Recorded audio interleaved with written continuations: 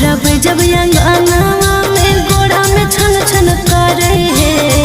भोरब जब अंगनावा में गोड़ा में छन छन करे है। ऐसन पायल लइहा बलमुआ गतनी के जिया जा रही है। ऐसन पायल लइहा बलमुआ नंदो के जिया जा रही है।